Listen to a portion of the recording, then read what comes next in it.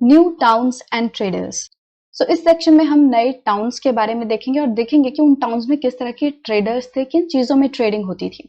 तो पिछले सेक्शन में हमने मसूलीपट्टनम के बारे में जाना और फिर देखा कि जब गोलकोंडा पर औरंगजेब ने कब्जा कर लिया था तो उसके बाद ये जो ईस्ट इंडिया कंपनीज थी वो दूसरी सिटीज में जाके शिफ्ट हो गई, जैसे कि कैलकाटा, मद्रास एंड मुंबई।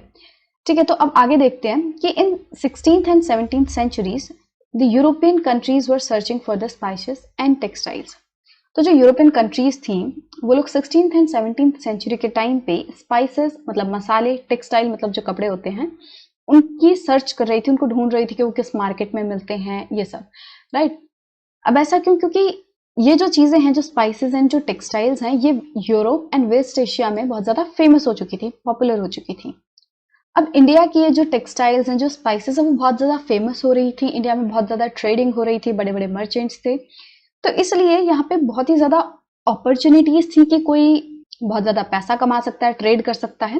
तो बहुत सारी अपॉर्चुनिटीज इंडिया में लोगों को दिख रही थी। इसलिए जो इंग्लिश, डच एंड फ्रेंच लोग थे, इन्होंने अपनी ईस्ट इंडिया कंपनीज बनाई। किस लिए बनाई? ताकि ये लोग इंडिया में आए और यहाँ के जो अपॉर्चुनिटीज हैं, जो ट्रेडिंग अपॉर्चुनिटीज इनको मिल सकती हैं, वो देखें और अपना जो कमर्शियल और इनकी जो कमर्शियल एक्टिविटीज हैं ताकि उनको ये एक्सपेंड कर सकें। सो ईस्ट इंडिया कंपनी ही क्यों नाम रखा? तो आप देखोगे कि जो यूरोप है वो हमारे वेस्ट में है। राइट। यूरोप जो है वो एशिया के वेस्ट में है। अब यूरोप के हम कौन से साइड है? ईस्ट तरफ। तो जो कंपनीज ईस्ट तरफ आके इंडिया में कमर्शियल एक्टिविटीज का देखेंगे कि किस तरह वो एक्सपेंड कर सकते हैं, तो इसीलिए उन लोगों ने क्या नाम रखा है? ईस्ट, क्योंकि इंडिया जो है उनके ईस्ट तरफ पड़ता है, तो ईस्ट इंडिया कंपनी। तो उन लोगों ने इस तरीके से नाम रखा। राइट। तो इन्होंने अपनी कंपनीज बनाई ताकि वो अपनी कमर्शियल एक्टिविटीज को यहाँ पे एक्सपेंड कर सकें। तो शुरुआत में जब ये ईस्ट इंडिया कंपनीज आई थी तो हमारे इंडियन जो बड़े बड़े ट्रेडर्स थे, जिनके पास बड़ी बड़ी शिप्स वगैरह थी, बहुत बड़े अमाउंट में वो लोग ट्रेडिंग करते थे, जैसे कि मुल्ला अब्दुल गफूर हो गए, वीर जी वोरा हो गए। तो इस तरह के जो बड़े बड़े इंडियन ट्रेडर्स थे, इन्होंने काफी compete किया इन कंपनीज के साथ।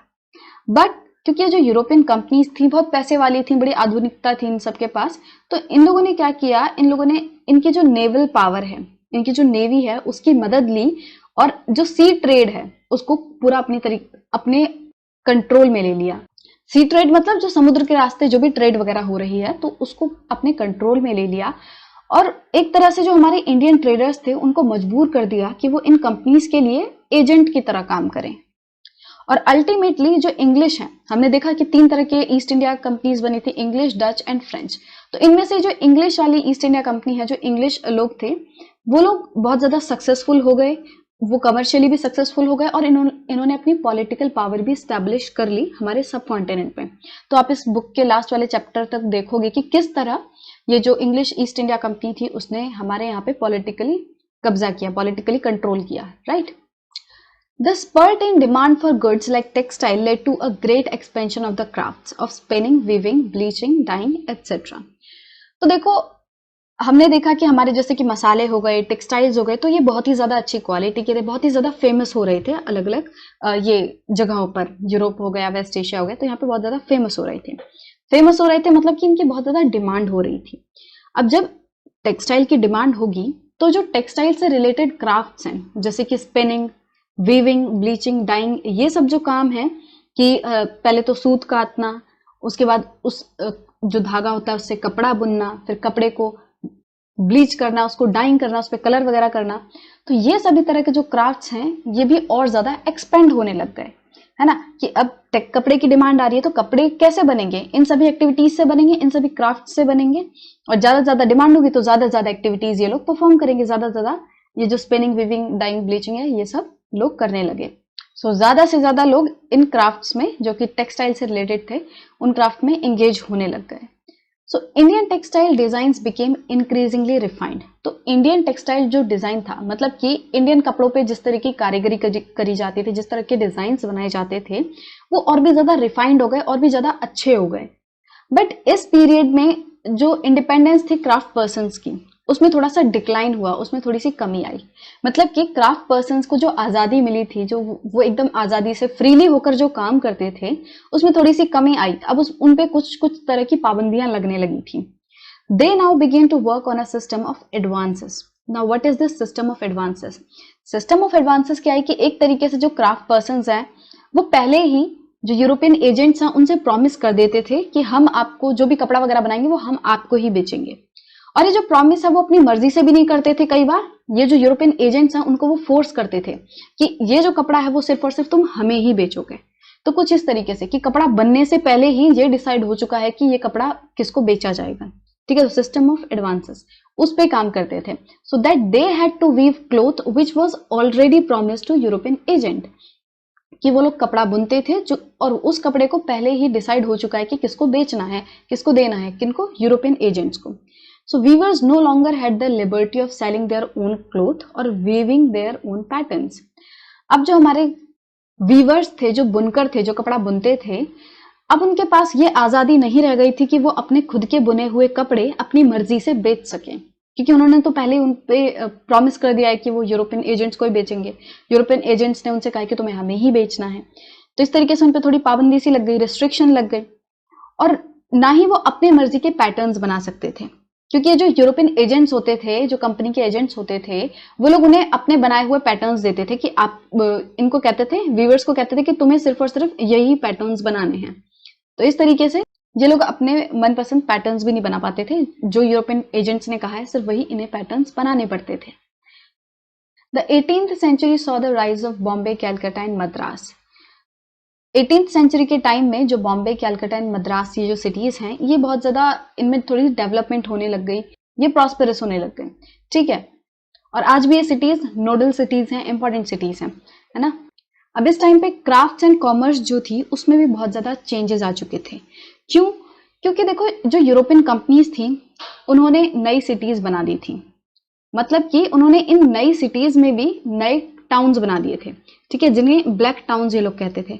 ब्लैक टाउन्स मतलब कि जैसे आपको नाम से ही समझ आ रहा हो कि ब्लैक काले से रिलेटेड है, कि हमारे यहाँ के जो इंडियंस थे वो थोड़े कलर्ड थे, वो एकदम व्हाइट व्हाइट इन अंग्रेजों की तरह नहीं है, तो थोड़े कलर्ड हैं। तो इन्होंने क्या किया, जो भी इंडियंस थे, जो इंडियन क्राफ्टमैन्स थे, जो इंडियन मर्चेंट्स एंड आर्टिस्ट वगैरह थे, जो हमारे यहाँ के native traders and craft persons थे, उनको इन लोगों ने क्या कहा कि जबरदस्ती जो दूसरी जगह है, जो इन्होंने ब्लैक टाउन जो बनाए हैं, वहां पे इन लोगों ने इन्हें जाने के लिए कहा, कि मतलब सब लोगों को अपना घर बार छोड़ के इन ब्लैक टाउन्स में शिफ्ट कर दिया गया, कि जो भी इनके हमारे यहाँ के जो native traders and craft persons थे।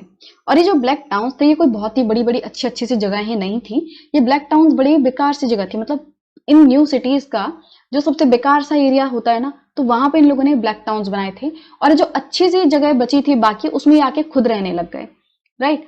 The blacks or the native traders and the craft persons were confined here, while the white rulers occupied the superior residences of Fort St. George in Madras and Fort St. William in Calcutta.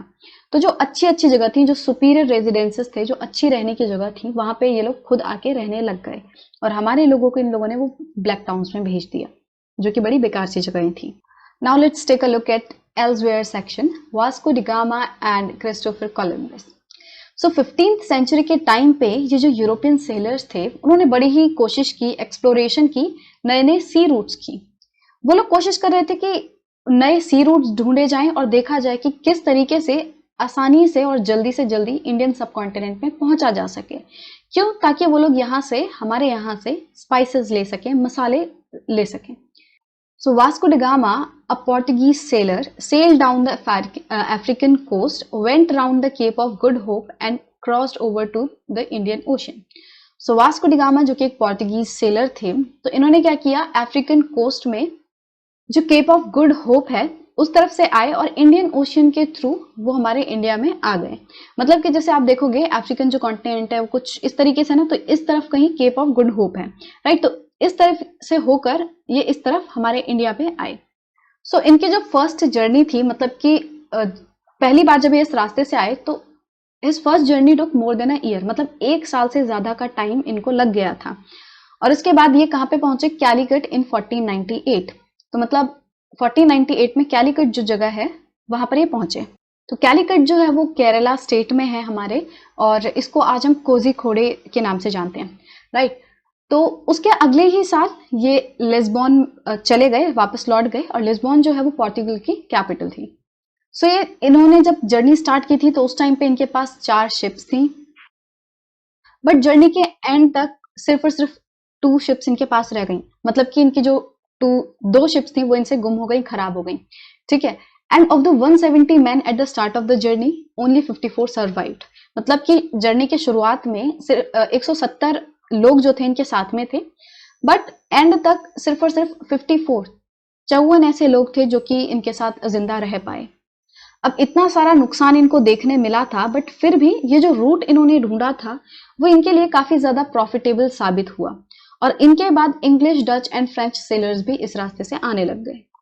अब हमने देखा कि इस time पे सभी लोग कोशिश कर रहे थे कि वो इंडिया तक कोई ना कोई सी रूट ढूंढ ले। So the search for sea routes to India had another unexpected fall out.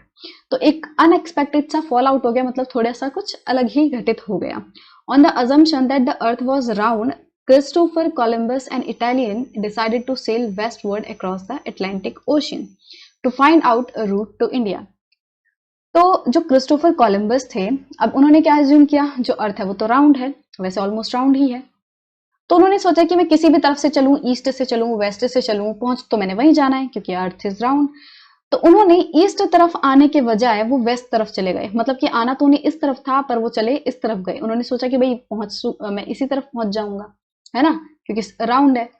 तो जब वो वेस्ट तरफ पहुंचे तो उन्हें क्या दिखा, मतलब कि वो पहुंच कहाँ गए, वेस्ट इंडीज पहुंच गए। और वेस्ट इंडीज का जो नाम है वो इसी कंफ्यूजन की वजह से पड़ा है कि वो वेस्ट वर्ड आए किसको ढूंढने, इंडिया को ढूंढने, तो कुछ उस तरीके से इनका नाम पड़ा वेस्ट इंडीज, राइट। और ये कब की बात है, 1492 की बात है।